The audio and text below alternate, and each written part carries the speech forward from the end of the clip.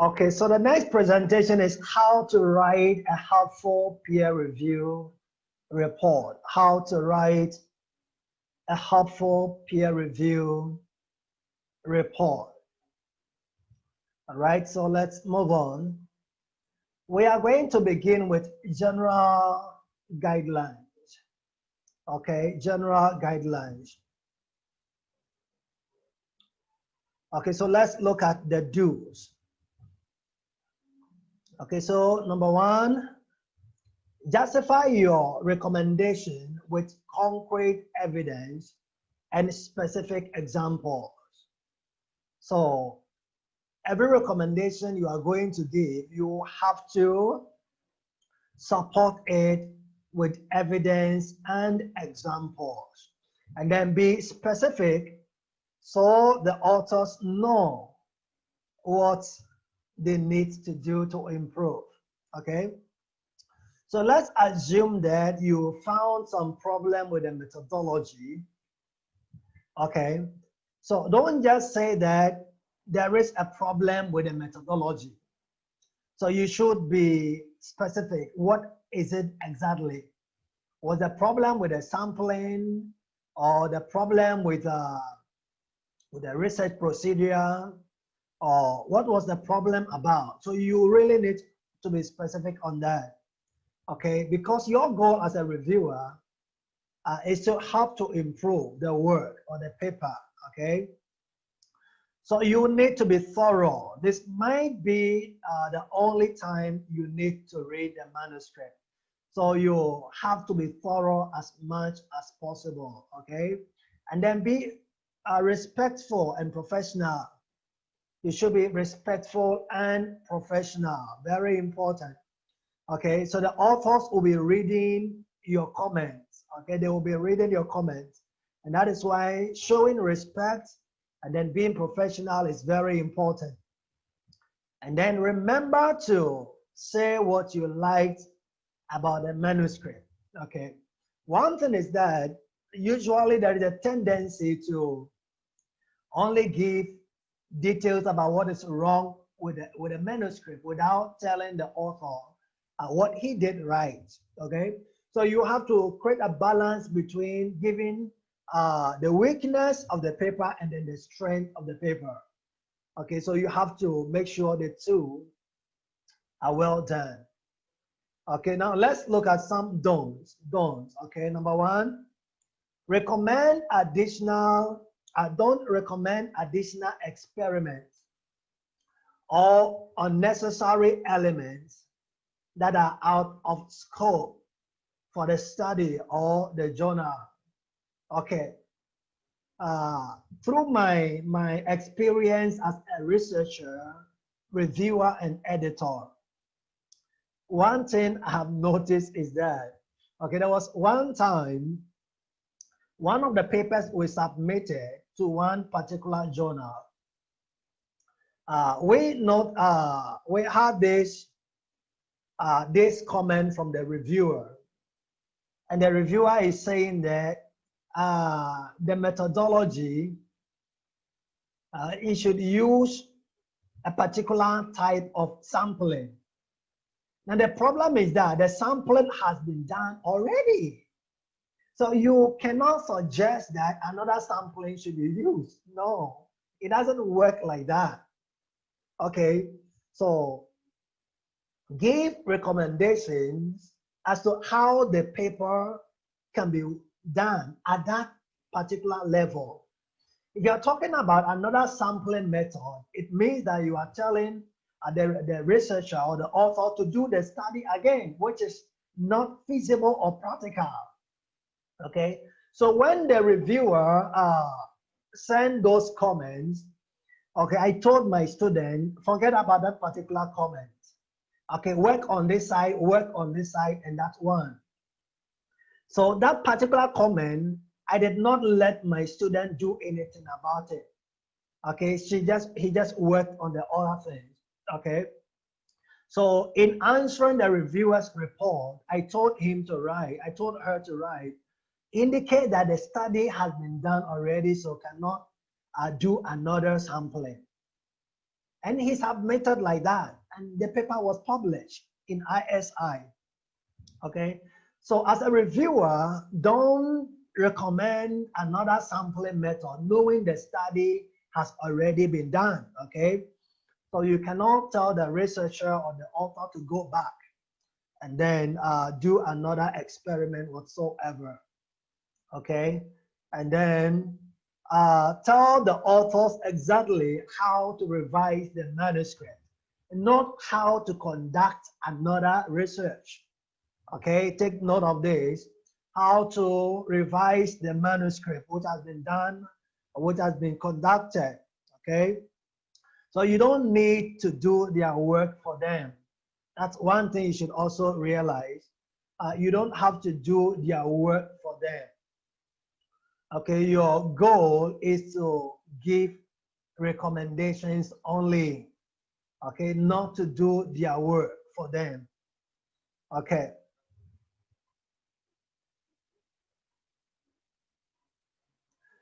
Okay, another don't. Okay, don't use the review to promote your own research or hypothesis. Okay, so focus on typos. Don't focus on typos and grammar. If the manuscript needs significant editing for language and writing quality, just mention this in your comment. So your goal is not to improve the grammar of the paper as a reviewer.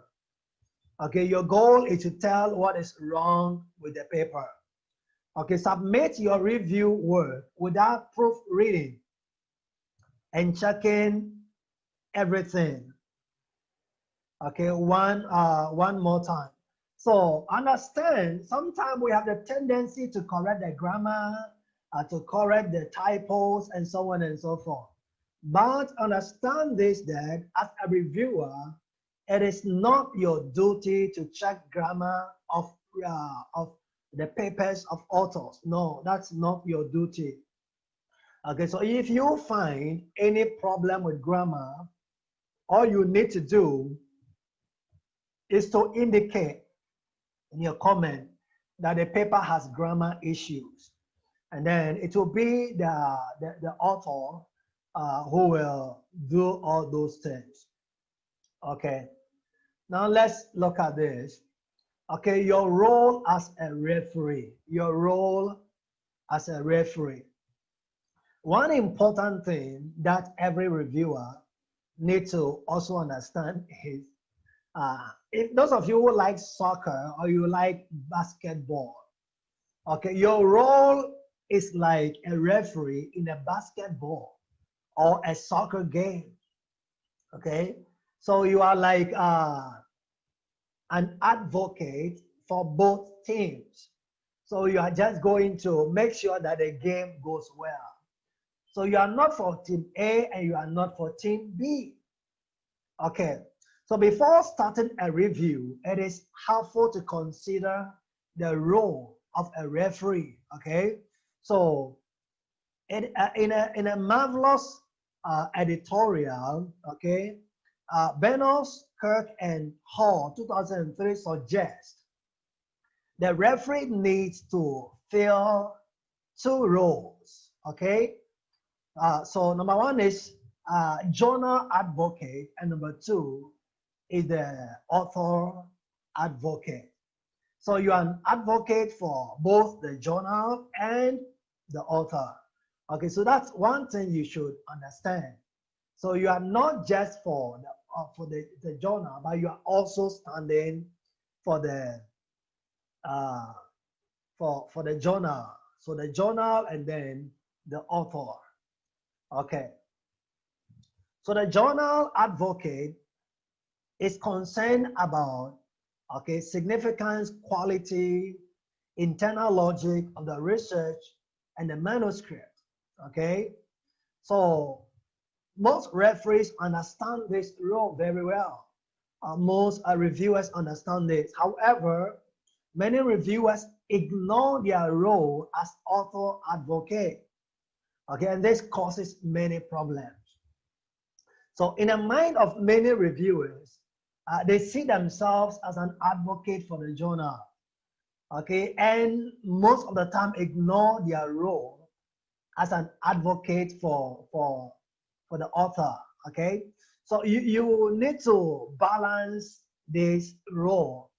Make sure you are not stepping too much on the path of the journal, and then you are not stepping too much on the side of the author. Okay, so your role as an author advocate. So being an author advocate implies taking a sympathetic, engaged, and humble, or an even humble attitude in reviewing the work of others or of the authors. Okay, so it also means setting aside one's prejudices, okay, to make sure you are not imposing your own views on the author. And it is also important to choose your words carefully to avoid unnecessary harsh and dismissive statements. Okay, so the key words that you have to really cherish every time you are reviewing is, number one, sympathetic. You need to be very, very sympathetic when you are reviewing papers. Okay, don't be like a policeman. Don't be like a policeman. Okay, you should be engaged, be humble, okay, in your attitude when you are reviewing a paper. Remember, you are not going to be a reviewer all the time. Sometimes you are going to write a paper and someone else is going to review. Okay? So it is said that do to others what you want others to do to you. So when you are reviewing and you are not sympathetic, remember, if somebody will do the same thing to you, you will not feel good about that. Okay, so your primary goal is to make sure you raise the quality of the paper by giving constructive feedback. Okay, so Roediger 2017 points out that there is a strong empirical evidence that being in a position of power, especially if cloaked by anonymity, tends to have a bad influence on us. Okay, so this is true. Sometimes you look humble until you get into position. Okay, sometimes you look nice. Okay, and then somebody's paper comes in front of you, and then you feel like now you are the boss, so you can say anything about the paper. Honestly speaking, giving comment is easier than writing a paper. Okay, giving comments is easier than writing a paper. So get this very clear. It's easy to critique a paper, but it's not easy to write a paper. And that is why you don't really need to be very hard on authors if you are a reviewer. For that reason, he recommends writing reviews as if the author will learn your identity, okay? And you wouldn't be embarrassed, okay? Those of you who are head of department, let's assume that one of your students come for recommendation from you, okay? And you write, you know that the recommendation is not sealed in an envelope. I'm sure you are not going to write anything bad or anything very, very bad, knowing that your student is reading what you are writing. So you will try to at least, write something nice. Okay? Even not very nice, you are not going to be too, you are not going to be too rough in your recommendation. Okay?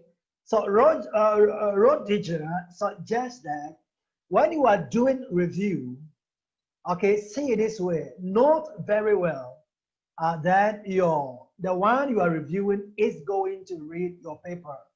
He's going to read your comments. And then if he's going to read your comment, what do you think he's going to feel about you? Okay, so that's one thing you should really know. Okay. All right. So this is good advice. Okay. As Bernard, Kirk, and Hall also point potential problems that may arise during the peer review process. Okay, will be avoided. Okay, so if you are going to be humble, compassionate, and you are going to keep all this straight as a reviewer, you are not going to be, you are not going to create any problem for authors, okay? Everything is going to be good. Everything is going to be good. So the key to being an author advocate, okay, is that vague and general criticism is easy, but not very useful, okay? Constructive criticism that strengthens the paper, okay, helps not just that particular paper, but okay, it's served to future readers. It's a service to future readers, okay, and science in general. All right, so giving constructive criticism does not only help the author, but it also helps the readers. Okay, that's one thing you should know. However, being an author advocate does not necessarily mean you have to ignore, okay, the problems in the paper. That is not what it means, okay? Okay, as this implies, the referee is abdicating the role of a journal advocate, okay? So the fact that you have to be kind, you have to be humble, you have to be constructive, doesn't mean that you don't have to say what is wrong with the paper, okay? But say it in a nice way. Don't say it in a hurting way. Okay, later on we will look at some of the examples, okay, how you can give constructive criticism. Okay. Next thing is limited reviewer responsibilities. Okay. So it is also worthwhile noting that a referee's responsibilities are limited. Note this very well, that your responsibilities are limited, okay? So a referee can only provide insight into aspects of the paper for which the referee has expertise. So sometimes it's not even all the entire paper that you have expertise in. Okay, like last week I mentioned that sometimes there are some papers that the data analysis is very complicated, and then you are not an expert, okay, in that area. That means that you cannot review the entire paper. Okay, so consequently, referees do not need to worry, okay, if there are aspects of the paper that are beyond their skills, okay? So it's not all the time that you have the ability to review the entirety of a manuscript, okay? But remember, the fact that you can't review the entire manuscript doesn't show weakness, okay? It shows strength, somebody who is honest and will not do work anyhow, but he will tell the area that he can work on and then give the other areas that he cannot work on to other people. So that is specialization. Okay, so remember, your role is limited. Okay, so furthermore, a reviewer need not correct the grammar, okay, of the paper. So journals usually have copy editors, okay, all right, who can correct basic grammar errors in the research paper. However, the copy editors are not scientists. Okay, that is one thing that you should know. Okay, you are not a grammarian. In the same way, the grammarian is not a scientist. Therefore, it can be very helpful if a referee points out the scientific terms that are misused or sections of the paper that are hard to understand. Okay, so you really need to point out, especially technical words. Okay, the grammarian might not know them, and sometimes if you feed those things into the editor or the editing software, it will be underlined red. It could be correct, but it's still underlined red because the editor does not know what that word actually is. So you as the reviewer, you need to point out all technical words as much as possible. Okay, now let's go straight away. Let's look at parts of a good review. Parts of a good review. Okay. Understand there is no magic formula for a good review. There is no magic formula. Okay, nonetheless, most good reviews have common components. Okay, most good reviews have got common components. Okay, now let's look at the first part. We have contribution, significance, and novelty. Contribution, significance, and novelty. Okay, that's the first component or the first part.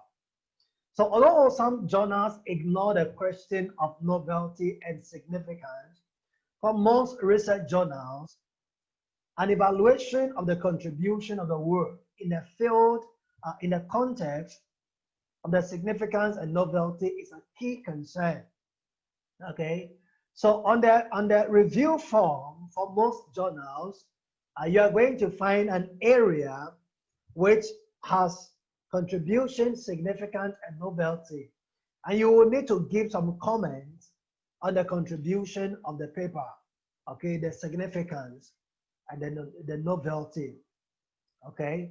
So it depends usually on the journal. However, for most journals, you need to give comments on this component.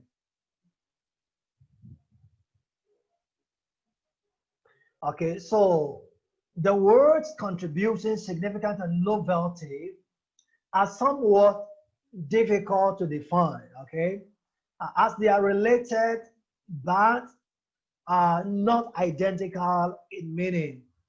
Okay, for example, contribution and significance, okay, I mean, they are related a little, okay, but they are different. So let's try to split them up.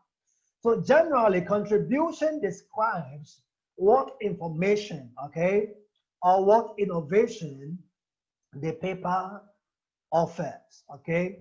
What information or what additional information and innovation the paper offers, okay? And then when we talk about significance, we are talking about, okay, giving an indication of how broadly the paper insights could be applied, okay?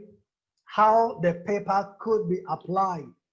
That has to do with the significance, the application of the knowledge the paper gives, okay, has to do with the significance. Okay, the novelty talks about how much of that information is already known. Okay, for example, if the study is just a repetition of another study, then novelty is considered to be low. Okay, so a research should not be a repetition of another study. Okay, it should be unique. Okay, so the uniqueness has to do with the novelty of the paper.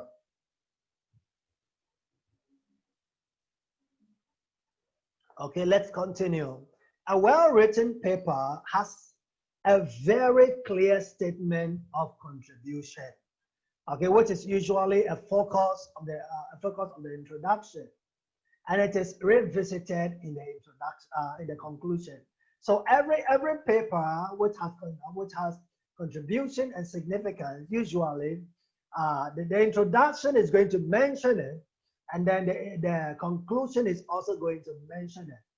So as a referee, it's important, okay, to be sensitive that a manuscript can have limited novelty, but note this, but it is still publishable if the significance is great, okay? If the significance is great, it could be still published, okay? The novelty might be only 50%. However, the significance is 100% significant, okay? Which means that the paper could still be published. It could still be published, okay? For example, a paper pointing out common flaws, okay, in typical analysis, okay, could be very useful to the scientific community, even though, okay, even if it could be argued that these flaws are well known. Okay, let's assume that the paper is a compilation of maybe flaws in a particular discipline, okay? Or let's say a compilation of different discoveries, okay? The point here is that in terms of novelty, okay, these discoveries are known already. However, these discoveries have not yet been compiled into a single material. Okay, so that makes it significant. Okay, and because of that significance, the paper could still be published. It could still be published. And most of the time, that is how most literature reviews are. Most literature reviews, they are not, in terms of novelty, they are not unique. But in terms of significance, they are huge. I mean, the level of significance is very huge, or hugely significant. Okay, so understand this very well, that when you are reviewing, these are some of the things you have to take into consideration. Okay, so apart from novelty, significance, and contribution, okay, the second part of the report is called major concerns. Major concerns. Okay, so major concerns are those issues that are central questions that need to be addressed if the paper is to be published. Okay, the major issue that need to be fixed, okay, before the paper can be considered for publication. So it's therefore helps to separate, it is therefore helpful to separate major concerns from less important ones. So you don't need to mix the two together. No, you should always separate the major issues from the minor issues. Okay, so you will need to highlight the major concerns, okay, in a separate section, as this will assist the editor, okay, to evaluate the likelihood of publication. Okay, it also helps to clarify. The main issues and then the minor issues. Okay, and even it will also help the referee in subsequent reviews. For example, maybe you review the paper for the first time, and then you gave maybe comments about the paper, and then the author works on the paper and submits again. So in your first review, if you separated the major issues from the minor issues, then in your second reviewing, you'll be able to do a better job. Why? because all the major and minor issues are separated. So your focus is not going to be on the minor issues, but it's going to be on the major issues. Okay, because most of the time, minor issues can even be fixed by the editor if he has time. But major issues need to be fixed by the author. Okay, so numbering the major concern, okay, is usually very helpful. Numbering the major concerns is usually very helpful. So usually when you are doing reviews, it's not necessary but helpful if you are going to do everything in bullets. Okay, instead of writing it in an essay, it's easy for the author if you write everything in bullets. So for my students, usually I recommend to them to do their reviews. I mean, all the reports you are writing, make it in bullets because it's easy. It's easy to follow. Okay, it's easy to follow, and it makes it easier for the author to respond to your comments and critics. Okay. Now number 3 is minor issues. Minor issues. So minor issues are concerns that should not affect the question of whether the paper is publishable or not. Okay. So note, for example, if you submit your paper to a journal, okay, if you submit your paper to a journal, and then the journal replies you, and the journal says there are minor issues, okay, it automatically means that your paper has been accepted. Okay, if there are major issues, minor issues, if there are minor issues, it means that your paper is about 90% sure that it's going to be published. So immediately you receive minor issue, wow, you have to begin to celebrate. Yeah, you should begin to celebrate because it is a very good indication that the paper is going to be published. Okay, so please take note of this. Okay, so nevertheless, pointing out small improvements or correction can help future readers in understanding the work, okay? In understanding the work. So minor issues, they are not a problem. However, you need to point it out because it's going to improve the quality of the paper. Okay, and then to take just one example, suggestions for improving the clarity of a figure can enhance the communication, okay, of the entire paper. So let's assume that maybe there's a table or there's a figure which was not presented well, even though it could be published without that particular error. Okay, if you give comment about it, it will make the work better. So that is why it's important to give both minor issues and major issues.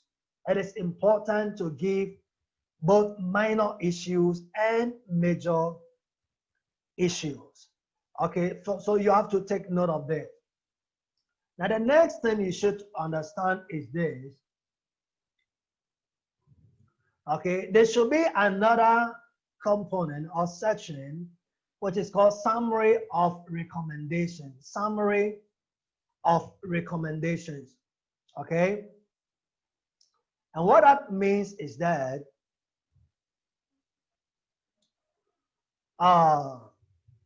in a summary you should also give an overview, okay, of what you think, your impression about the paper. So many journals ask referees or ask reviewers to give summary recommendation, such as whether the paper should be accepted, rejected, or revised. Okay, so before considering the meaning of these terms, it is important to know that the editor makes a decision on the paper, okay, not the referee. So the final decision is based on the editor of the paper, okay? But your input will just help the editor to make a better decision, okay? So the purpose of decision recommendation is to serve as a summary, okay, of the referee's report. And that is one thing you need to know. So let's assume that a paper has 3 reviewers. So reviewer 1, reviewer 2, reviewer 3. They are all going to give comments, okay? And then based on the comments of the 3 reviewers, the journal editor makes a decision, okay? The journal editor makes a decision on that, okay? So he's still the one who will make the final decision.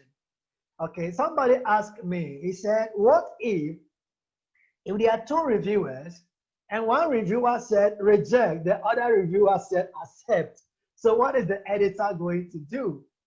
Okay, so I answered the decision is based on the editor, not what are the contradiction between the 2 reviewers. Okay, so the editor is going to check and see why this guy said accept and why this side said reject, okay? And then based on their reasons, the editor is going to decide as to whether to publish the paper or not to publish the paper. So that is one thing you need to understand, okay? Let's move on. So the next thing here is the editor combines the information from all the reviewers or referees, including not just the summary evaluations, but also the evaluation of the contribution and the explanation of the major concerns. So in making a decision, the editor evaluates all this information provided by the referees, okay? And then he evaluates it against the journal's priorities and standards. And then in addition, the editor often has to balance contradictory recommendations from the referee, okay? So usually that is what happens. That is what happens. So the editor is going to make the decision, okay? And then is going to balance between what is the feedback from all the referees, and then he's going to make a final decision on that. He's going to make a final decision on that. Okay, so please take note of this. Okay, summary recommendation. It is important that the referees summary recommendation be consistent with the referee's review provided to the author. Okay, it is important, okay, that there is a consistency in the information you provide to the reviewer or to the editor and the information you provide to the author. Okay, for example, in some cases, referees provide little or no criticism in their report to the author. But on the other hand, Okay, they just tell the editor to decline the paper without giving the same feedback to the uh, to to the author. Okay, so that's one thing you should know. Okay, so you are not going to tell the author his paper is to be declined. However, the reason for decline you are going to tell. Okay, or the problem with the paper you are going to tell the same thing you mentioned to the uh, to the to the editor. You are going to tell the reviewer. You are going to tell the author the same thing. So there has to be some kind of consistency. There has to be some consistency. Okay.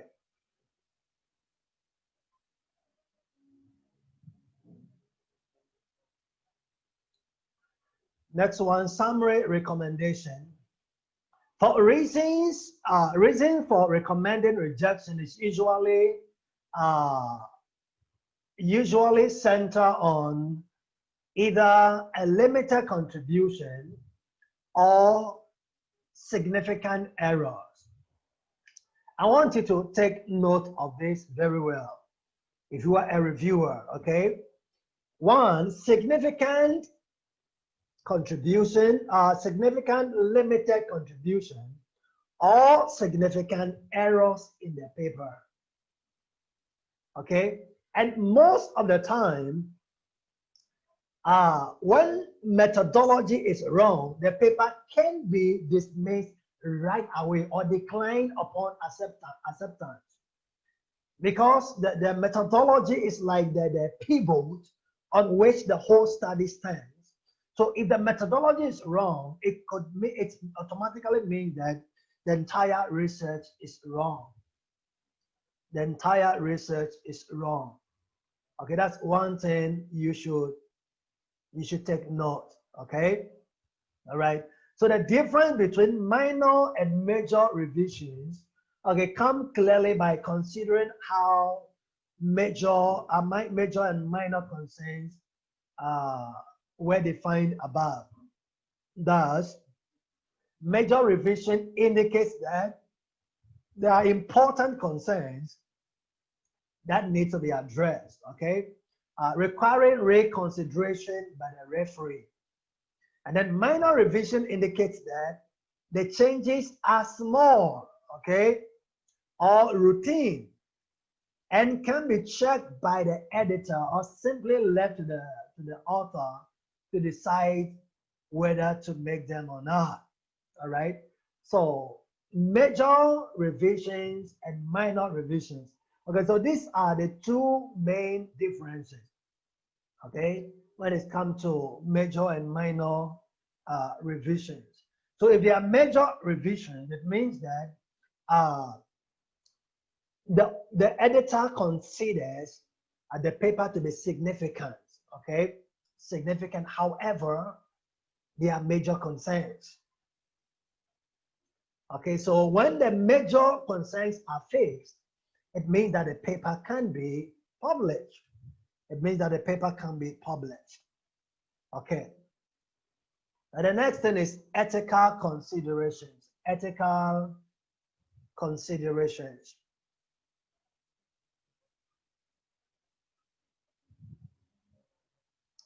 Okay, so taking on the task of reviewing, okay, is a great responsibility, okay?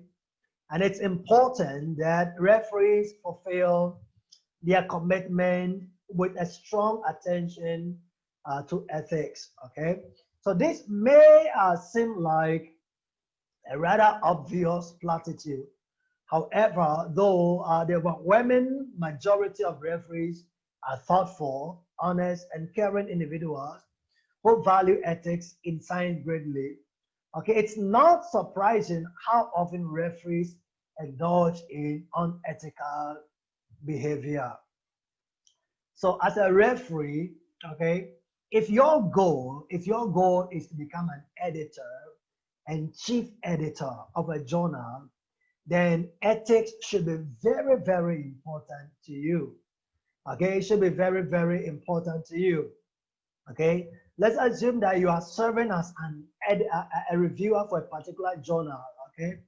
If you are able to keep a very high level of ethics, okay, the tendency of becoming an editor for that particular journal can be very high. Okay, however, if the journal chief editor notice some kind of unethical behavior in your reviews, then it's not likely they will recommend you for editorial position. Okay, so that's one thing you should be aware of, that being a reviewer, it calls that you really become uh, ethics conscious.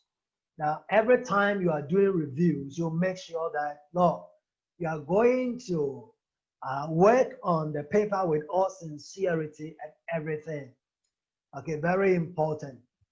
And the next one, there is a clear need for an open discussion, okay, of ethical problems and greater acknowledgement of the importance of ethics.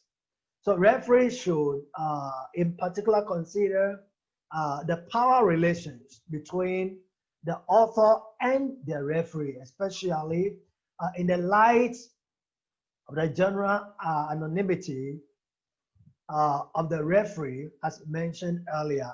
So what we are saying here is that you are anonymous, okay? So the author must not know you, and you must not know the author.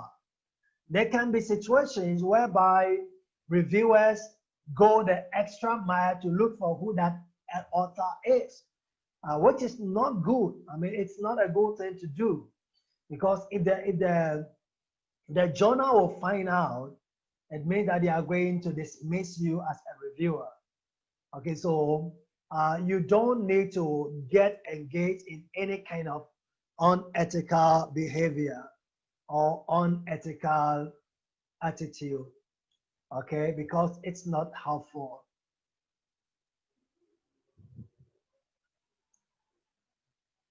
Okay, number 6, confidential comments for the editors.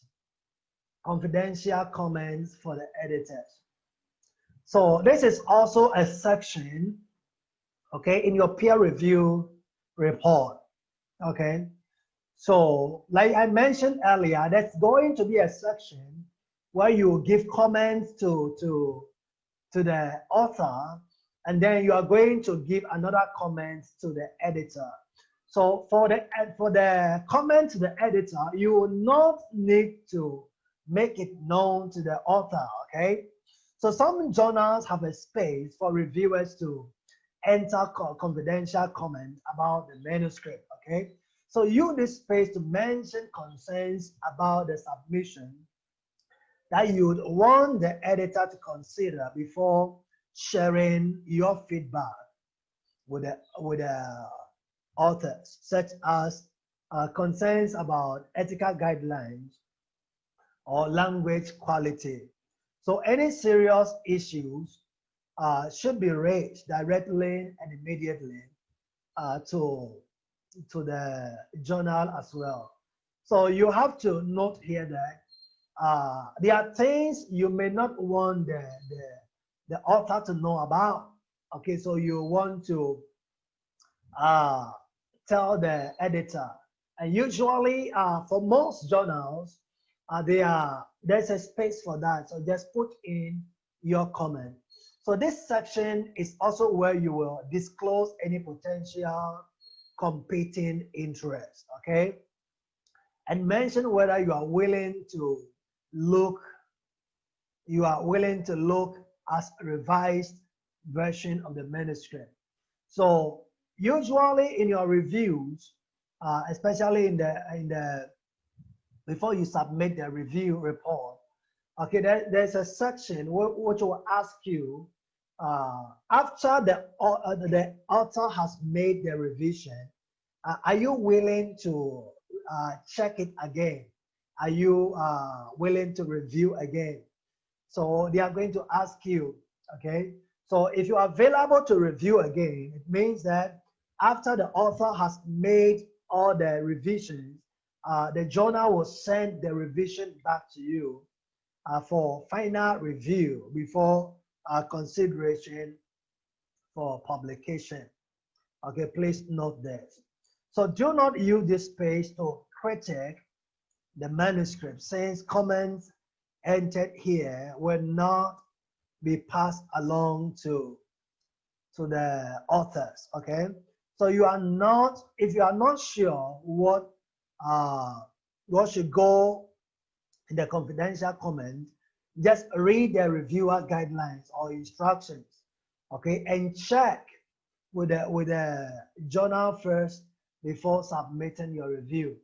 So if ever in any point in time you are not sure what comment should I give or what comment should I write here, okay, please go to the journal website and then check guidelines for reviewers. Okay, when you check the guidelines for reviewers, you will know exactly what you have to do.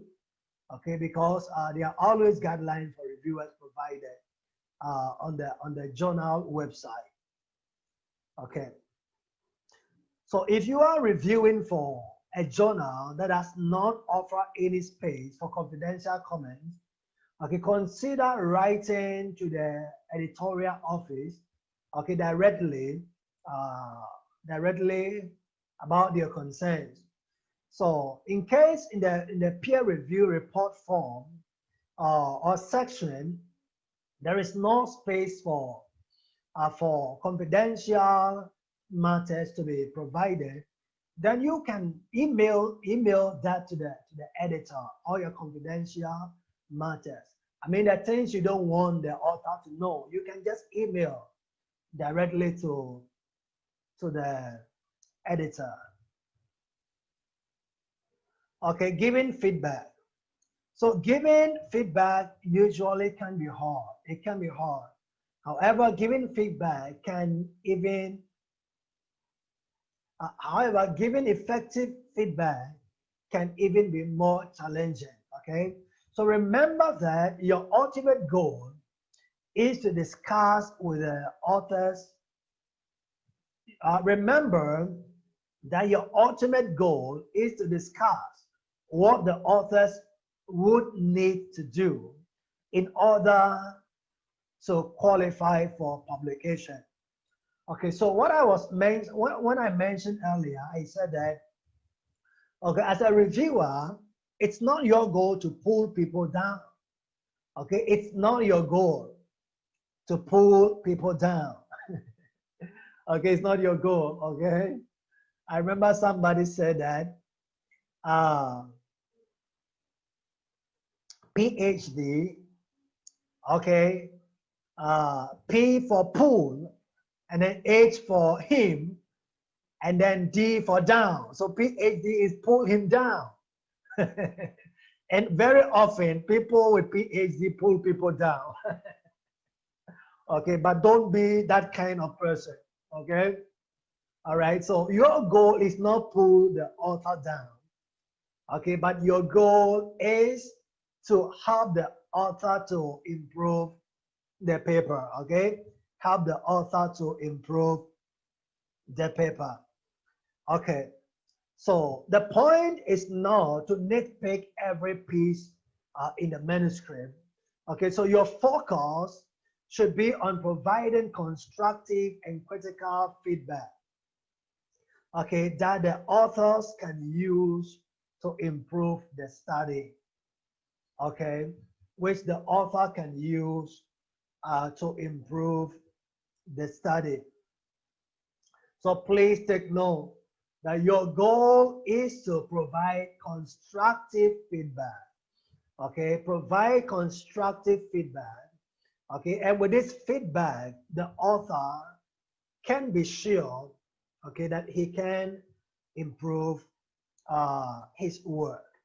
He can improve his work. Okay, now we are continuing. So if you've ever had your own work review, okay, I'm sure you already know that it's not always easy to receive a feedback, especially negative feedback. Okay, so follow the golden rule. Okay, so what is it? Write the type of review you would want to receive if you were the author. Okay, so write the kind of review that you would want to receive if you were the author. Okay, so note that if your review is too negative, no, it's going to really downgrade the spirit of the author. So please note that. So even if you decide to identify yourself in the review, you should write comments that you would be comfortable signing your name to. Okay, so like I mentioned, you have to assume or think that, look, this comment I'm going to give, the author is going to read, and he will know that I'm the one who gave this comment. How will the author think about you? A cruel person? A crab mentality person? Or a helpful person that even though the paper was not good, you really gave a good feedback, which will help him or her to improve the paper? Or you just wrote negative comment and just sign it off? There are times I have received some reviews from some reviewers, okay, through the years, and then they would just write a negative feedback and would not even give reason why they wrote that negative feedback. Okay, and that is horrible. Okay, that is horrible. So if you give that kind of review, it will prevent authors from submitting their paper to your journal in the future. Okay, however, if your review is good, maybe you rejected the paper, but you gave constructive comments which will really help the author to improve the paper. So in that case, the author will be grateful. And then apart from that, the author will also recommend your journal to other authors. Okay, so you are going to get more papers being submitted to your journal. Okay, giving feedback. So in your comments, avoid using personal pronouns. Okay, avoid using personal pronouns. Okay, so use phrase like the author's discussion of X instead of saying your discussion of X. Okay, so this will depersonalize the feedback and keep the focus on the manuscript instead of on the author. So don't use personal pronouns when you are giving feedback. Okay, you should always use the author, the authors, and so on and so forth. Okay, that's what you should note. Okay, so now let's look at some examples of reviewer comments. Okay, how you can write them and write them well. So on the left here, we have the authors appear to have no idea of what they are talking about. I don't think they have read any of the literature on this topic. Okay, this is horrible. I mean, this is like a personal attack. Yeah, this is like a personal attack. Okay, so you don't need to give something like this. Instead, you can say, the study fails to address how the findings relate to previous research in this area. The authors should rewrite their introduction and discussion to reference the related literature, especially recently published, such as blah, blah, blah. Okay, all right. So in this second example, the focus is on the manuscript. The focus is not on the author. You get the point very well. Okay, let's look at another example. So before, the writing is too bad or is so bad. It is practically unreadable. I could barely bring myself to finish. Oh my God. Okay, you can write this in another way. While the study appears to be sound, the language is unclear, making it difficult to follow. I advise the authors work with a writing coach or a copy editor to improve the flow and readability of the text. And this is very nice and humble, thoughtful comment. Okay, so note the difference. Let's look at another example. So before, it's obvious that this type of experiment should have been included. I have no idea why the authors didn't use it. This is a big mistake. Okay, that's horrible, okay? So this can be written in another way, in a better way. For example, the authors are off to a good start. However, this study requires additional experiment. Particularly, okay, then you tell them what experiment you think, okay? Alternatively, the author should include more information that clarifies and justifies their choice of methods, okay? Instead of saying this is a big mistake, you can tell them you add more information, okay, to justify and to clarify why you chose that particular method. Okay, and this makes the work clearer and more sensible, clearer and more sensible. Okay, let's look at another example. Okay, now over here, suggested language, okay, for tricky situations. So you might find yourself in a situation where you are not sure how to explain the problem or provide feedback in a constructive and respectful way. So below are some suggested language for common issues you might experience. Okay, so what you think? The manuscript is fatally flawed. What you could say. So what do you think and how to put it, okay? So the study does not appear to be sound. The authors should have missed something crucial, okay? Again, the study does not appear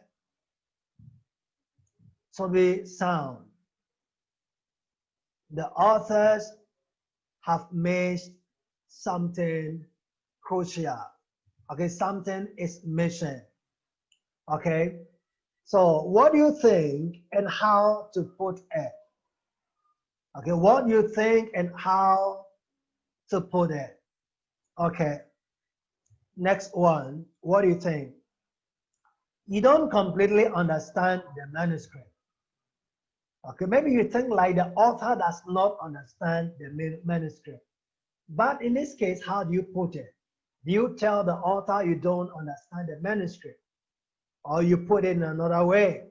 So what you could say, the authors should clarify the following sections to avoid confusion.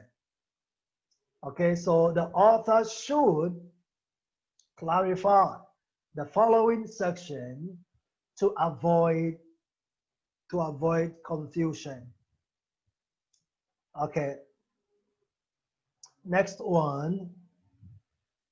What you think? The technical details don't make sense, okay? Maybe after reading, you think, look, the technical details do not make sense. So how do you put this one? You could say the technical details should be expanded and clarified to ensure that readers understand exactly what the researchers studied.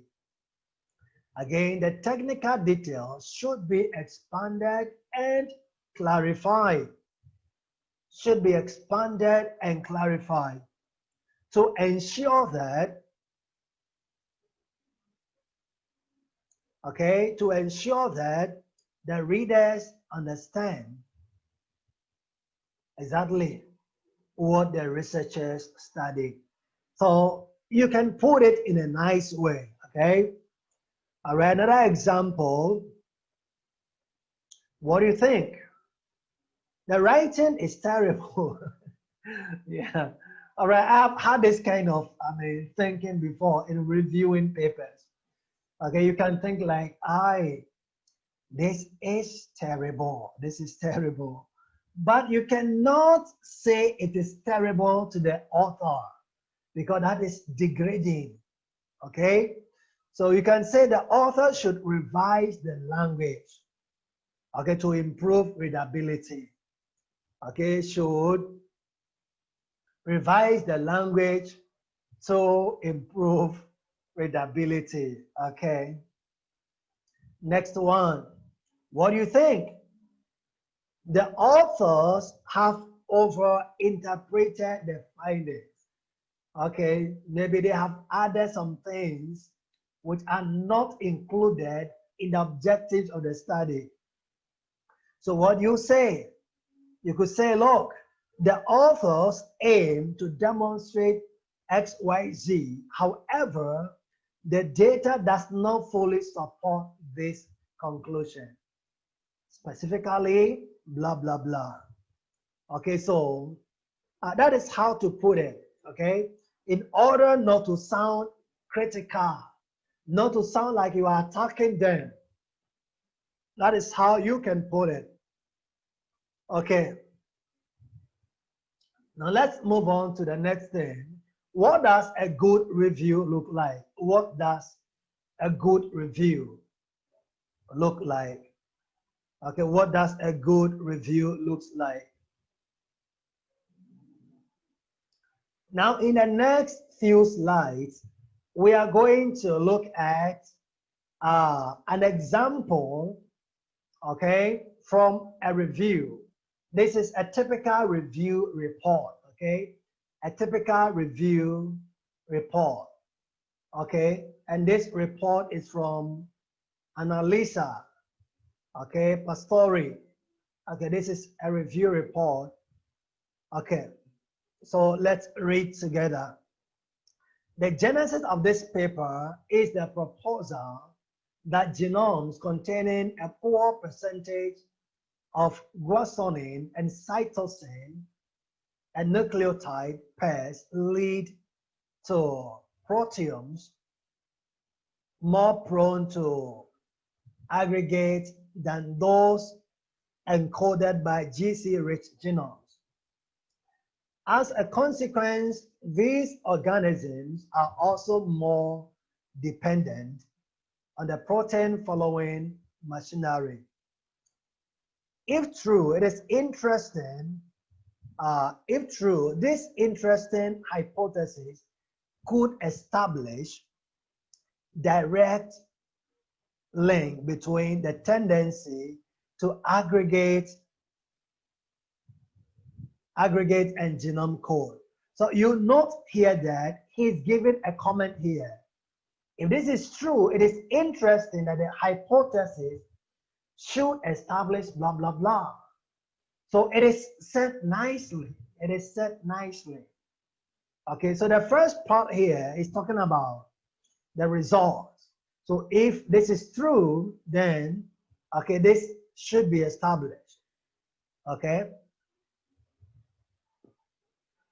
So in their paper, the authors have tested the hypothesis on genomes of eubacteria using genome-wide approach based on multiple machine learning models. Eubacteria are an interesting set of organisms which have an appreciably high variation in their nucleotide composing with the percentage of CG genetic material ranging from 20 to 70%. Okay. Now look at the next comment here. The authors classify different eubacteria genomes in terms of their aggregation, propensity, and chaperone dependence. For this purpose, new classifiers had to be developed, which are based on careful curated data. Okay, so he gives what the author has said and then provide his comment, okay, like that. Now continues. They took account for 24 different features, among which are consequence patterns. The pseudo amino acids composing of phenylalanine, aspartic and glutamic acid, the distribution of positively charged amino acid, the Fordindex score, and hydrophobicity. The classifiers seem to be altogether more accurate and robust than previous parameters. Okay, so he gives another comment here. And then this is a positive comment. Okay, and then continue. The authors found that contrary to what expected from the working hypothesis, which would predict a decrease in protein aggregation with an increase in GC richness, the aggregate propensity of proteomes increases the GC content, and thus the stability of the proteome against aggregation increases with the decrease in genome content. Okay, so the work also established a direct correlation between GC for proteomes. So here too, he's giving another strand of the paper. Okay, so you can note it. Okay, and then in this next paragraph here, it says that the main strand of the paper is that it addresses an interesting and timely question. Okay, finds a novel solution. You get a point? Finds a novel solution on a carefully selected set of rules and provides a clear answer. As such, this article represents an excellent and elegant bioinformatics genome-wide study, which will almost certainly influence their thinking about protein aggregation and evolution. So here you see that the novelty and the significance of the study is being highlighted. Okay, and then having that done, it continues by saying some of the weaknesses are blah blah blah. So you can see that the not always easy readability of the text, okay, which establishes unclear logical links between concepts. So this is the weakness of the paper. So the strengths are mentioned and the weakness of the paper is also mentioned. So another possible criticism could be that, as in any solical study, it makes strong assumptions on the sequence features that lead to aggregation and strongly relies or the quality of the classifiers used. Okay, so continues to give some more weakness on the paper. Okay, so even though the developed classifiers seem to be more robust than previous such parameters, okay, they remain only of a raw indication, which can only allow statistical consideration. Okay, it could of course be argued that it is good enough to reach a meaningful conclusion. Okay, so you see that it tells the weakness of the paper, it is the strength of the paper. It gives an overview of what the paper is. Okay, so if you want to find more review report, you can visit this link here. There are hundreds of reviews here.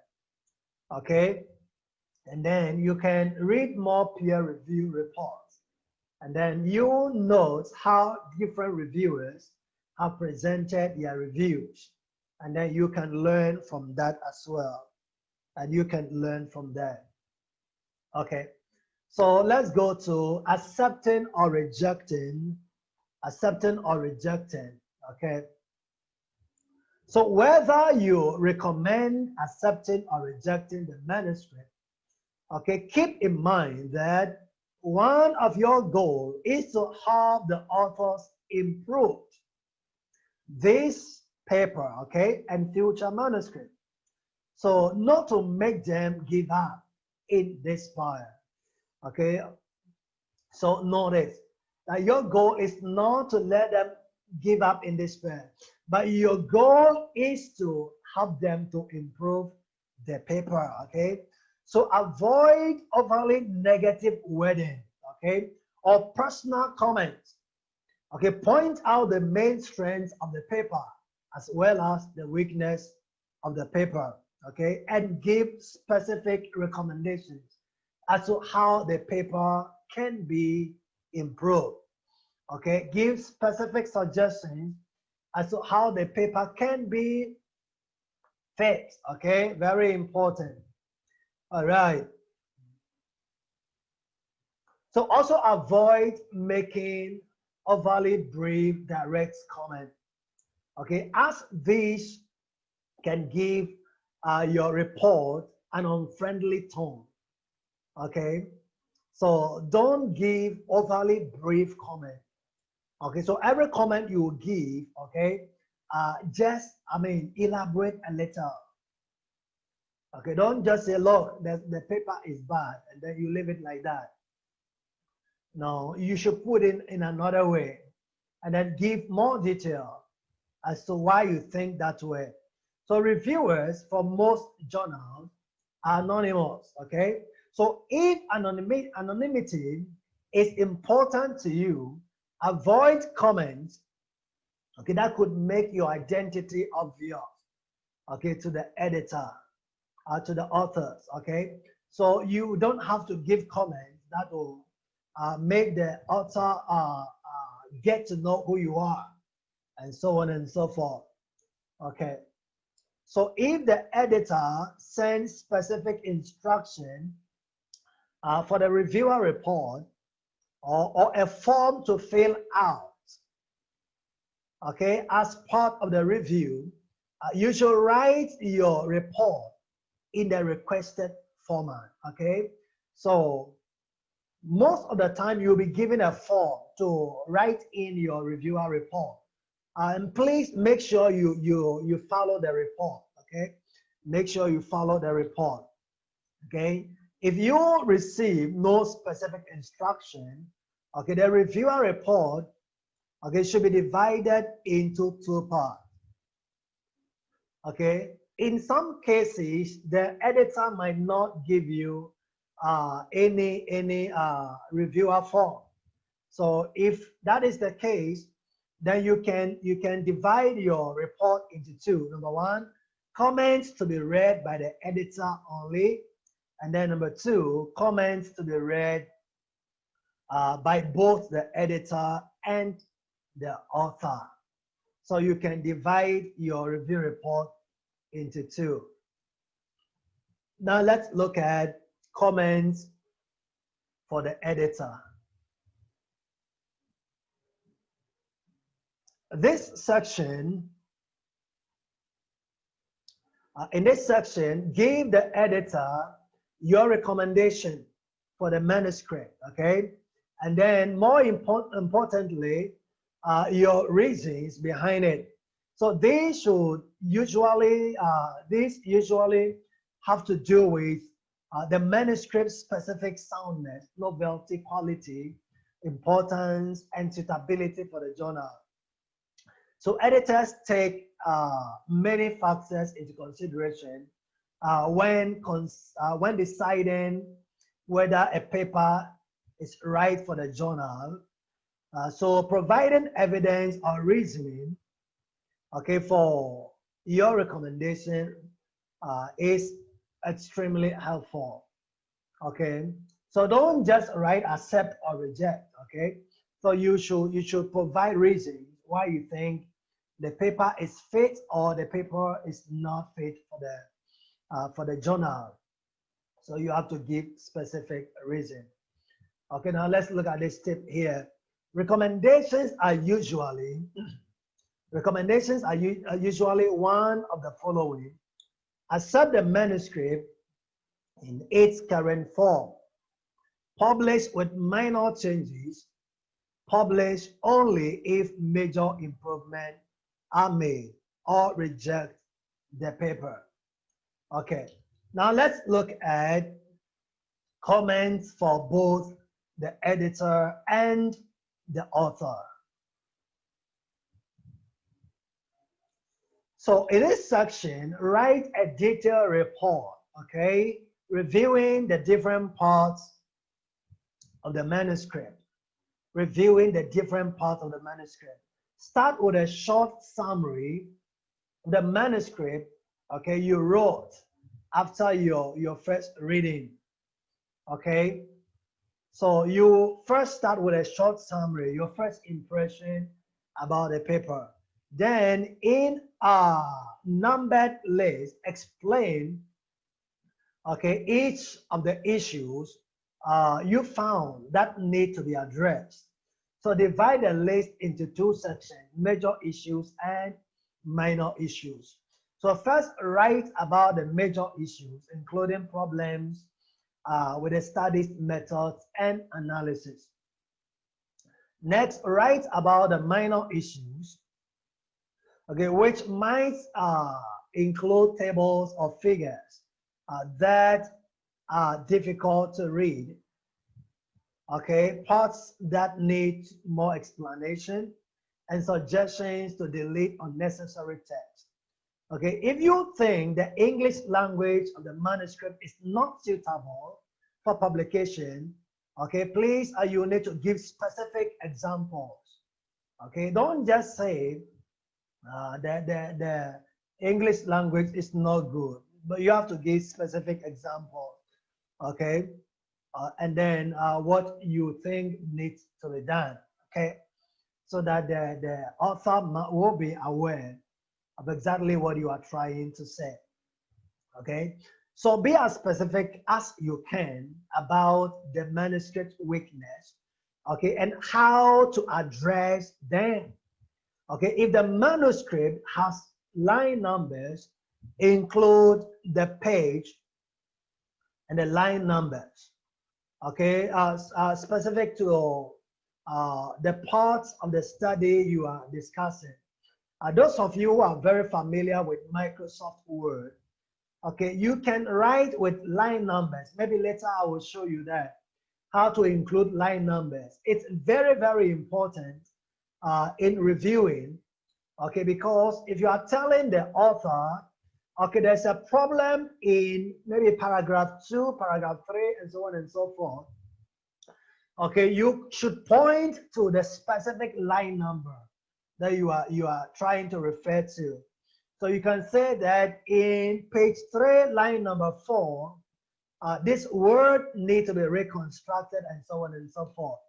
Okay, so you need to be more specific and use line numbers in your review report. Okay, this will help both the authors and the editors. Okay, you who may later need to judge if the authors have fixed the problem in their revised manuscript. Okay, for example, instead of the explanation of the proposed mechanism is not clear, you might write the explanation of the proposed mechanism should be more detailed. Okay, consider referring to the work of Lee and Smith, et al., 2008, and Stein and Burdick, et al., 2010. So you can give specific recommendation. Okay, if you have knowledge on that, if you don't have knowledge, okay, you should point out the particular area in the manuscript where you think it's not clear, so that the author will be well informed about that. Okay, keep in mind that the authors and even the editor may not be native English speakers. Okay, so read over your comments after you finish writing. Okay, check and make sure that the language you use is very clear, and then avoid unnecessary wording. Okay, that will not let the author and the editor understand what you are saying. So you should use simple language, simple wording. Okay, and then provide reasons for your proposed suggestions, or your proposed changes. You need to provide reasons for that as well. Okay.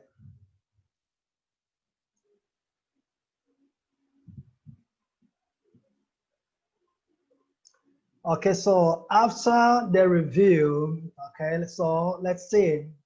After you submit a review, you should receive a notification that a review was successfully received. Okay, most of the time. So some journals will inform reviewers if the manuscript was accepted or rejected, while some other journals do not. Okay, so some journals send reviewers the comments of other reviewers, okay, on the same manuscript, along with the decision letter. Reading these comments can help you improve future reviews. Okay, so these are some of the scenarios. So after you submit, the journal will send you an email thanking you for being part of the journal, okay, for the reviews and for your contribution. And then for some journals, if the paper is accepted, they will tell you the paper is accepted. For some journals, after you review, that is all. You will not hear anything about that paper anymore. Okay, so to know whether the paper was accepted or not, okay, you need to check from the review. You need to check from the issue for the month, okay? So usually some journals publish monthly or every 3 months and so on and so forth. So you can check from the list of papers published in that month, and then you will know whether the paper has been published or it's not been published. Okay.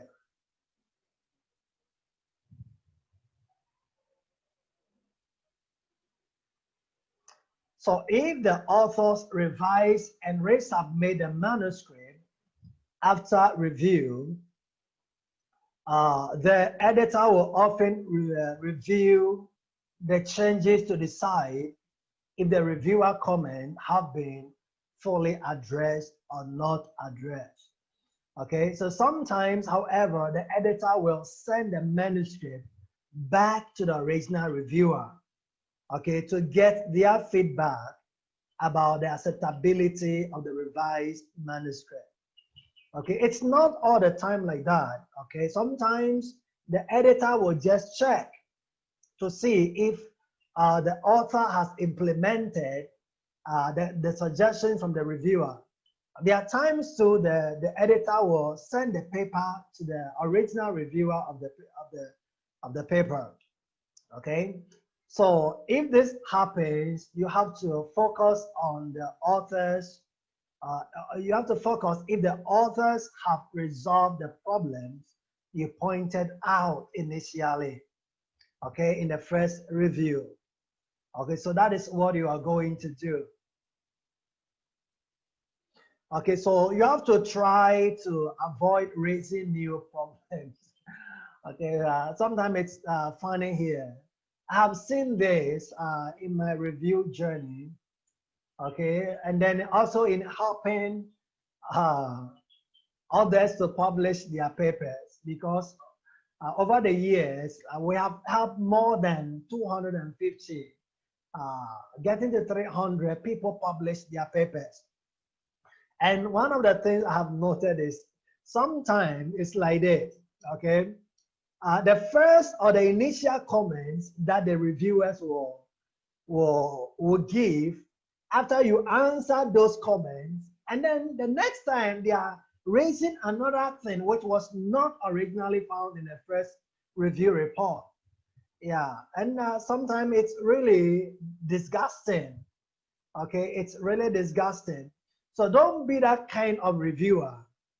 Okay, you give the first review comments or reviewer comments, and then the author gives solutions or revise the paper based on that. And then in your second review, you are raising another issue which was not raised in the first review. No, it should not be like that. Okay, it should not be like that. So make sure that in your first review, you make comments about everything that needs to be done on the paper. So your subsequent review will be just a follow-up, making sure that the first review comments have been implemented in the paper. Okay, so please try to avoid raising new problems unless they have to do with the author's revision. For example, if you ask the author to explain their methods more clearly and can now see problems with experimental design that were not apparent before, it is still appropriate to mention them. If the author decided not to follow one or more of your suggestions and explain why in their response letter, evaluate their reason fairly and decide if you agree with their decision. Okay, so please note that you don't create extra problem. Okay, don't create extra problem. Okay, so initially, if you did not find any problem with the experimental design, don't raise that issue up later, because it makes the work difficult for the author. Okay, it's very, very important. Okay, that's why if you don't have time to do the review, don't accept to do it, because when you sit on the paper, the first review, you have to do everything that needs to be done on the paper, and you don't raise up new issues later. Okay, let's move on. So if your suggestion arose from a misunderstanding of a manuscript, please check to see if the authors have revised the relevant section to make it clearer, or if they have explained a particular problem, okay, as a limitation of the study. You should be fair. So if you still feel strongly that the manuscript should not be published because of a problem that has not been addressed, you should indicate this to the editor and explain why a particular change or addition is necessary. Okay, so there could be cases whereby in your first review you give comments, and then the author did not make all those changes you suggested or recommended. Okay, so in that case, you have to report to the journal, okay, or the editor, okay, that the suggestions you gave were not implemented in the paper. Okay, you have to tell, and then the editor will be the one to either reject the paper or write to the author to consider doing those things before rejection. Okay, so and then the sources. Okay, so this brings us to the end of our first presentation of the morning session. This brings us to the end of the morning session. So let's go to the Q&A. If you have questions, please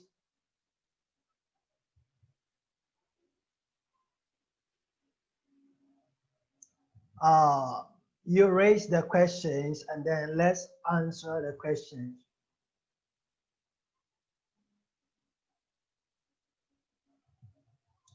Okay, so any questions so far?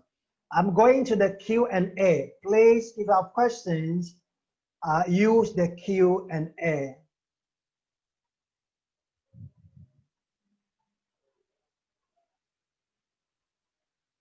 Okay, I will share my screen again so that you can see the questions. You can see the questions.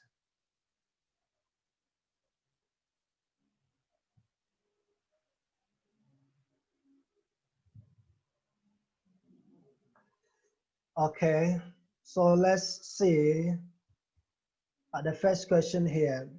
What other expected responsibilities of a journal advocate to a journal he joined? Let me read again. What other expected responsibilities of a journal advocate? Okay. So as a journal advocate, as a reviewer, okay, like I mentioned, in relation to the journal, okay, your responsibility is to provide sound, clear reviews of journal papers, okay? And then in relation to the author, okay, your responsibility is to give a sound review with a sympathetic heart, okay, being nice and helping authors to improve their paper. Okay, so that is your responsibility. Aside from that, okay, outside the journal and then the author, your other responsibilities may be your contribution to academia, to your institution, and so on and so forth. But within the scope of your journal and within your the scope of your journal and authors, that is your only responsibility. Okay, until you are assigned a role as an editor, then you are going to have more and more responsibilities. Okay, another question. Sir, can you provide us a sample reviewer output which will serve as our guide? This will help us familiarize the work of a reviewer. Okay, I provided you with a link. Okay, I provided you with a link. So that link, you will see a lot. There are so many reviewer reports there which you can check. Okay, if you want some of my personal reviewer reports, okay, I can send some to you as well so that you can learn from them. as well. So I can do that for you. Okay, another example. Is it just okay to comment minor issues just as a journal advocate without specifying what these minor issues are? Not like the major issues that need to be enumerated. Please, it's not okay. If you say minor issues, you should say what the minor issues are. Because like I said, your goal is to guide the author to improve the paper. So what the minor issues are, you should indicate minor issue number 1, number 2, number 3, and so on and so forth. So that the author will know exactly what the minor issues are and what needs to be improved. Okay, another question. What are some specific examples of unethical behavior in reviewing manuscript to be avoided by referee? Okay, some of the unethical behavior is, number 1, you did not thoroughly review the paper and just wrote any comment at all. That is unethical. Okay, another unethical behavior is you know that in your heart you will be biased in reviewing that particular paper because you know the author and you did not report to the journal. Okay, so you review the paper and you were biased because you want to help that author to publish his paper. So in that case, that is unethical. Okay, another ethical issue could be going an extra mile to find out who the author of the paper is, like that. That is also not allowed. Okay, and then any other conflict of interest, maybe the paper is coming from your institution, and you did not report to the editor. Okay, you have to tell that, oh, this paper is from my institution, so give it to somebody else to review. So these are some of the unethical issues. There are others as well. So next one, does it mean after the author's revised, it is the editor who will look at the revision made, not to be turned to the peer reviewer for checking? Okay, usually what happens is this. It depends on the journal. However, from my personal experience, okay, when I review the paper, okay, in submitting the reviewer report, okay, you are going to be asked, are you available to do future review on the same paper? Okay, if you answer yes, okay, after the paper is revised, it will be sent to you for a second review. If you answer no, it will not be sent to you. However, sometimes when you even answer yes, if the editor thinks this can be done in just 10 minutes, he will just do it without sending it back to you. However, if he feels that checking this will take 1 hour, then he is going to send it back to you for a second review. So that is what usually goes on. Another question. I see it was mentioned there is still coordination between the author and the reviewer. I'm clear. Okay, so usually coordination is not directly between the author and the reviewer. It's between the intermediate between the author and the reviewer is the editor. So the reviewer communicates to the author through the editor. Okay, so the author has no direct contact with the reviewer, and the reviewer does not have direct contact with the editor. That is also considered unethical if the reviewer directly contacts the author.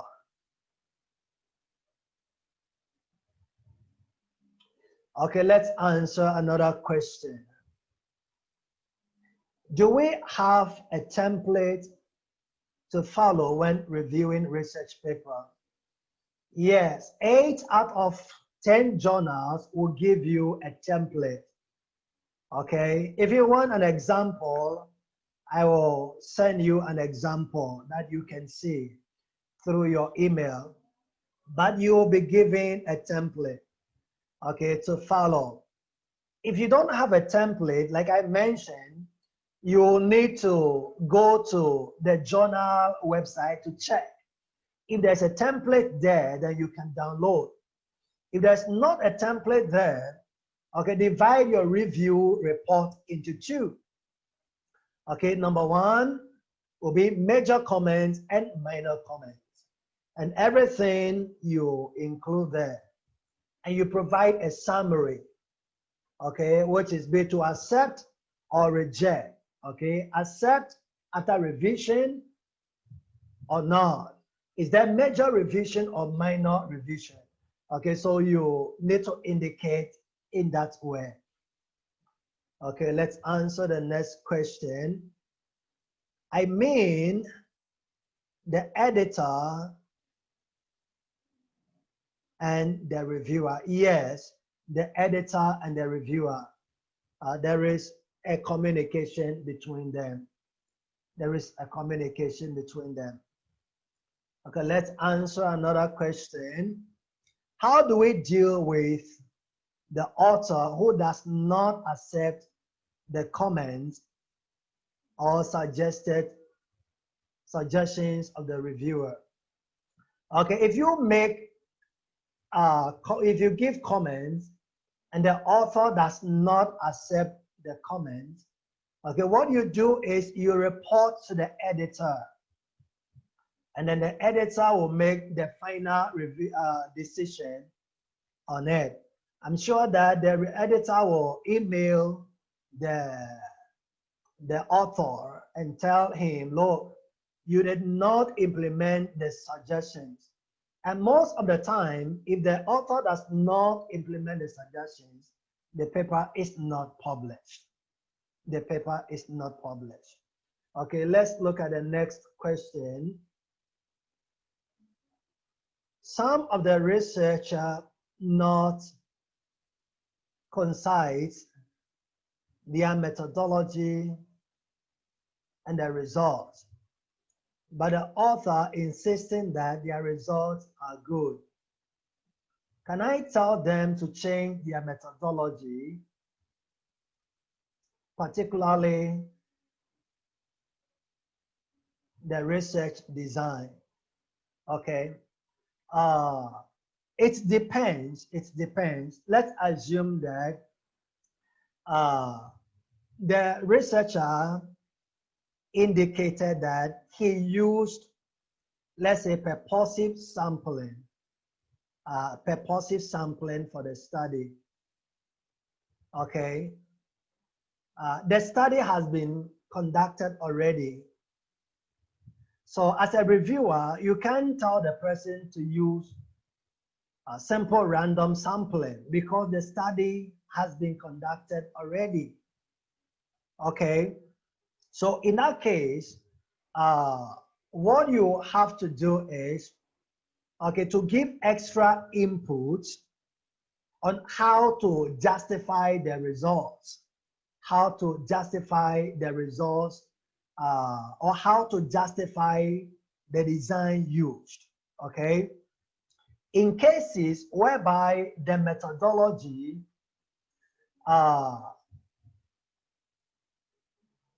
does not completely fit the study, then rejection can happen.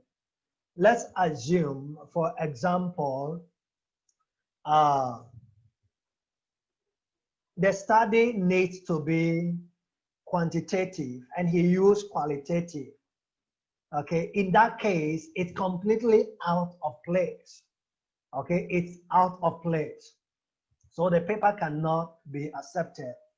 But when you talk about methodology matching results, most of the time it does not really happen like that. Usually the result should match the objective or conclusion. Okay, the result should match objective and conclusion, not necessarily with the methodology. Okay, and one thing we should understand is, okay, the flow of the result should follow the flow of the presentation of the result. The result should follow the presentation of the methodology. Let's assume that the researcher used a questionnaire, and the questionnaire has 10 sections, which means that the table should be 10 tables. I mean, something like that. If ever the tables are summarized, then each of the components in the questionnaire should be represented in the tables. Okay, if that is not done, then it means that you can say that the results does not match the methodology. In that case, it makes sense. But apart from that, it does not make sense when you say that the results does not match the methodology. So if ever you make comments like that, you need to explain further why you think the result does not match the methodology. You really need to provide really enough explanation to that to justify what you are saying. You can't just say it doesn't match and just leave it blank like that. Okay, so you always need to justify your point. Okay, now let's look at another comment, another question. What is the major number of pages allowed for a journal article? You mean reviewer report, or you mean the actual research paper? Okay, so if it's a research paper, for most research papers, it's between 4,000 to 6,000 words. Okay, 4,000 to 6,000 words. However, when you say research paper, there are different kinds of research papers. Okay, we can have review article, we can have a short communication, and then we can have an actual research paper. Okay, a research article. Okay, if it's an actual research article which involves an actual survey, or it involves an experiment or whatever, usually it's between 4,000 to 6,000. And that also depends on the journal, because there are some journals, the 4,000 to 6,000 words do not include the tables and references. And for some other journals, it includes the tables and references. So you will need to cross-check with a journal, okay, as to whether it includes the tables and references or not. Okay, usually for short communications, it's like 1,000 to 2,000 words only. If it's a review article, it's around 3,000 words only. Okay, if it's a book review, it's around 1,000 words only. So you have to cross-check with the journal just to be double sure on the number of words required by the journal. Okay, the next question. As an author of a paper with multiple objectives, how are we going to state the title of the paper in relation to a particular objective without going further to the original title of the manuscript? I'm asking this in case multiple publication is made through a single journal publication. Okay, let me read again. As an author of a paper with multiple objectives, how are we going to state the title of the paper in relation to a particular objective without going further to the original title? I'm not sure if I understand you, but I will explain as I understand. In case I'm not hitting your point, please just comment again. Let me know. Okay, usually if you have a paper, okay, with multiple objectives, okay, usually the multiple objectives are sub-objectives. Okay, so usually for every paper, there is a central aim. And your title should cover the central aim, not the sub-objectives. Okay, so your title should not be based on the objectives or the enumerated objectives, but it should be based on the central aim or the central purpose of the paper. Okay, I'm not sure if I answered you correctly. Let me know if I answered correctly, or if I missed the point, please let me know. Okay, and then let me also say that if ever in your paper, in your title, there are multiple variables, okay, that could also mean that as an author, if your paper is really comprehensive, you can divide the paper into two during publication. You can publish the whole work as two different research papers if you have multiple variables, okay, which usually will reflect in your objectives. You can do that, okay. I have helped maybe at least 3 people to publish multiple papers from one dissertation, PhD dissertation. So I'm sure about that. And those papers were published in Scopus, actually. Okay, so that is one thing you can do. Okay, next one. Is there a greater chance for a reviewer of a certain journal to publish his or her paper, to be submitted to that journal considering review process? I don't know if I get you. Is there a greater chance for a reviewer of a certain journal to publish his paper,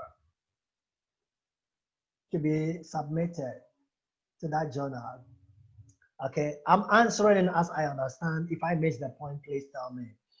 Okay, let's assume that you review for journal A and you want to publish a paper in journal A. Yes, it's possible, okay? However, if you submit your paper will be given to another reviewer to review the paper, not you. Okay, so it's possible to publish in the same paper that you are reviewing. Okay, and usually you have a better chance to publish in that journal. Okay, next one. Sir, do you have a template to follow as our guide in reviewing a research paper? Yeah, Ma'am Nora, usually at the journal you are reviewing for, they will give you a template, okay? And the template is not the same for every journal. Every journal has its own unique template. However, for the sake of practice, I can give you a template which you can use in case you want to do some reviews in your school and so on and so forth. Okay, another question. Sir, what about the format of the whole manuscript? Could a reviewer do something on that? Okay, regarding the format of the paper, okay, number one, the editor would check, okay, if the journal, the author followed the journal format or not.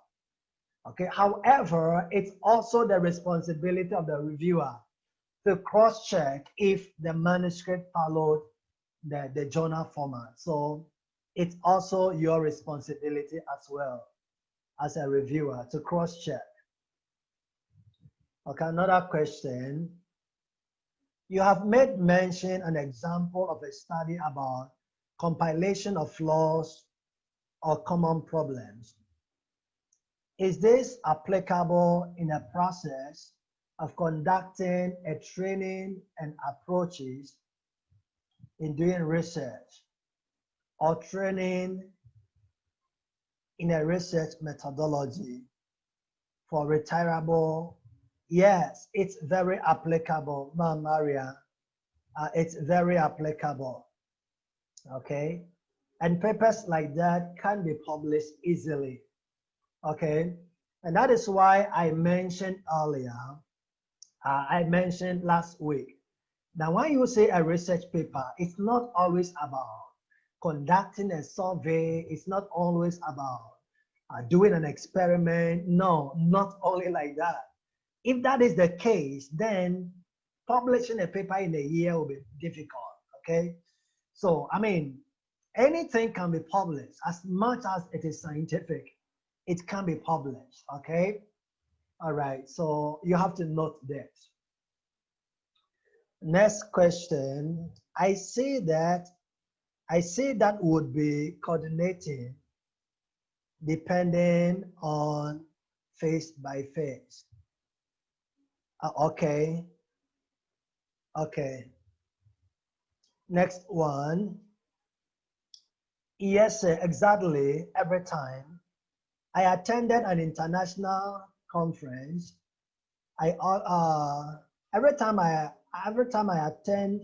attended an international conference, I always noticed that the author used qualitative research design, but the result presented did not see qualitative part. Okay, all right. That is why I always ask for a qualitative part of the manuscript.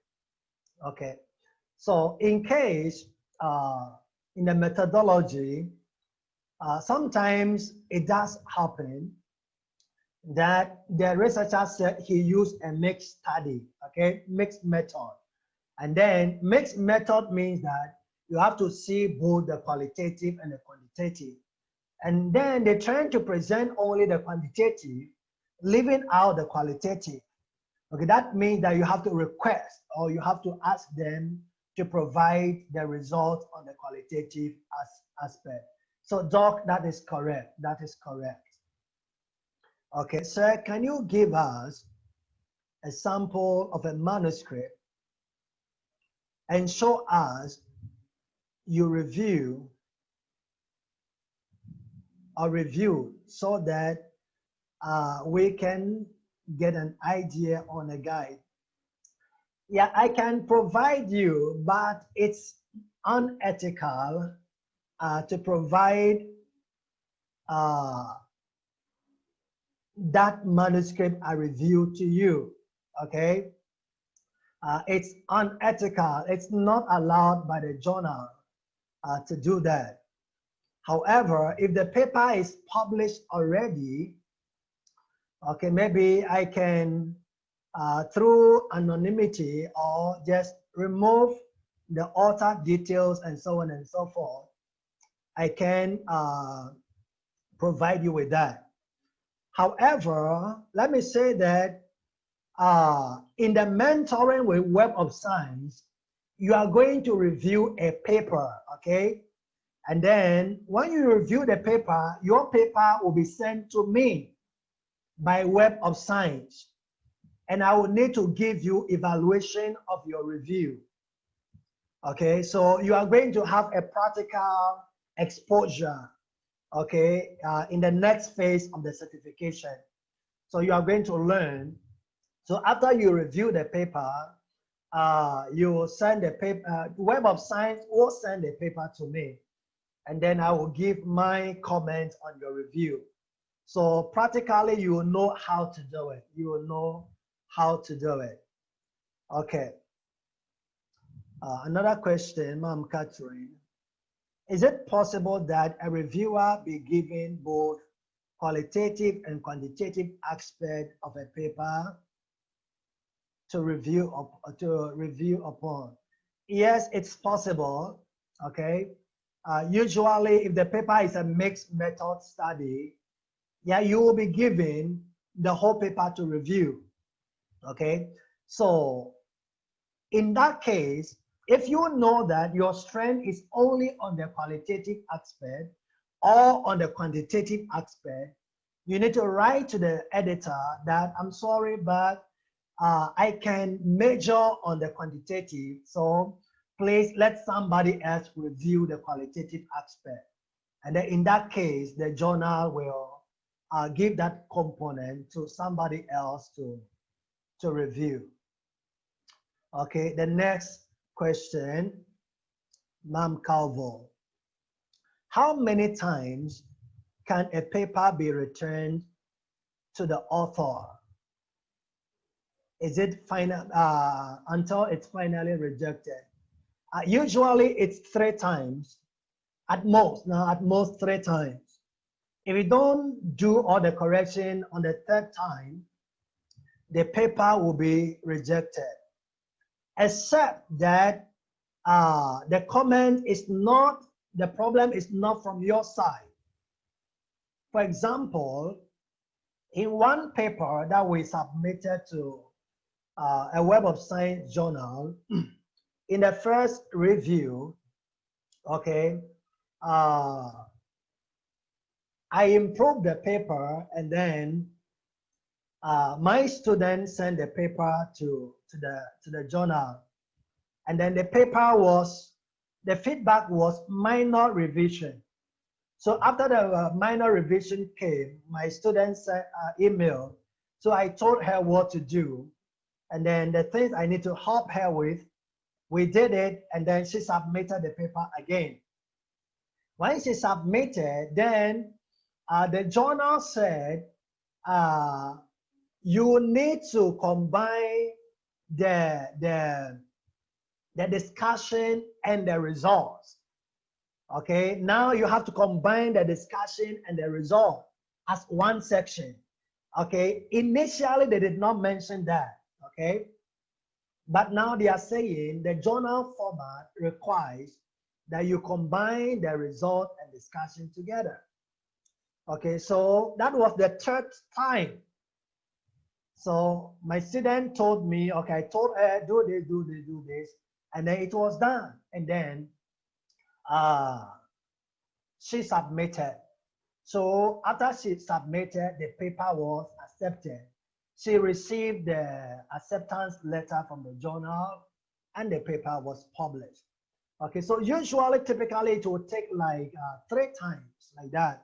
However, if the problem is not on the part of the author, it could be more than 3. But if it's on the negligence of the author, then the journal will not entertain that kind of negligence. Okay. All right. So another question from Ma'am Catherine. A follow-up to Ma'am Calvo's question.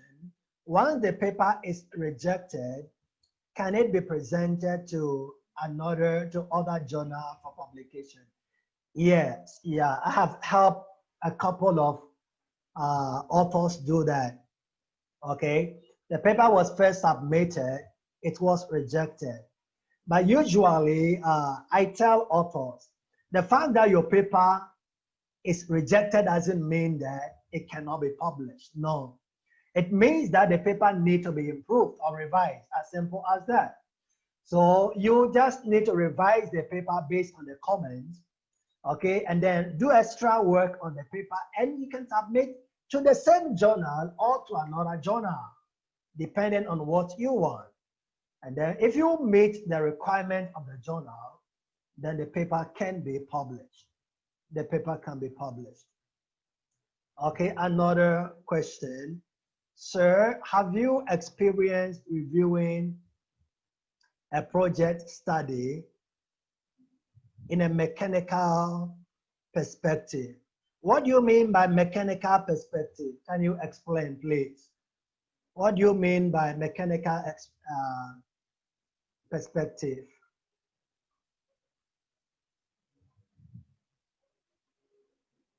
Okay, so when it comes to a project study, yes, I have reviewed, okay? I have reviewed.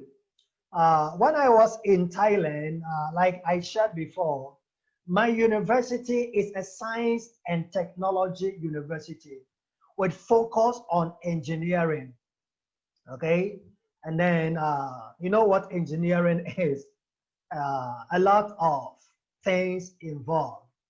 And then most of the time, it's not just a dissertation, they are projects, okay? They are projects, okay? Government projects that are being done are based on, okay, government projects that are being done based on awards, okay? And when the project is completed, it has to be published. Okay, there is somebody, Mom April said, mechanical perspective, example, portable coconut shredder, and the like. Yeah, that can be published as well. And actually, journals that are science and technology based, they are more interested in projects like that. They are more interested in projects like that, because those are considered as innovative projects. If you have any project like that, we can help you get it published. Yeah, we can help you get it published. Okay. All right. Any more questions?